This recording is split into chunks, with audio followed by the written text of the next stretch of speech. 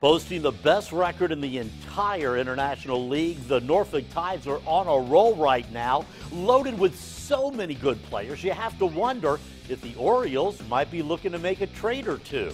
I'm Bruce Rader. Christian Walker, Dariel Alvarez, Steve Clevenger, and a couple of good pitchers, Tyler Wilson and Mike Wright. Well, you put them all together, and the Tides have just been dominating lately. This week, sweeping the Pawtucket Red Sox in a 4-game series for the first time in 20 years. The Tides are 15 games over 500 for the first time this season, and the Orioles are letting these guys I mentioned stay in Norfolk, which makes manager Ron Johnson very happy.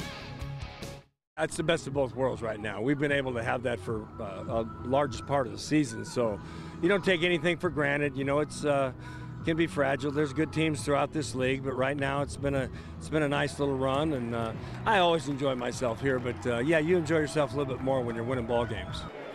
First baseman Christian Walker is the league's hottest hitter right now, but 26-year-old outfielder Dariel Alvarez from Cuba won the AAA All-Star Game home run hitting contest, and he's got plenty of power. Johnson is impressed.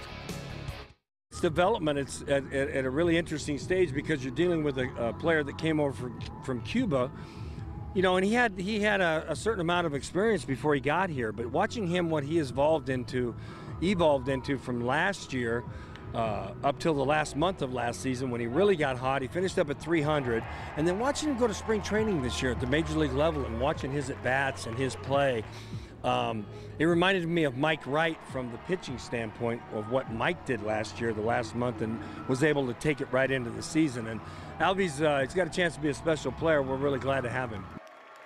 Will any of these Tides be trade bait, or will the Orioles hold on to them for the future? A good problem to have as the Tides open a series against the Durham Bulls tonight at Harbor Park.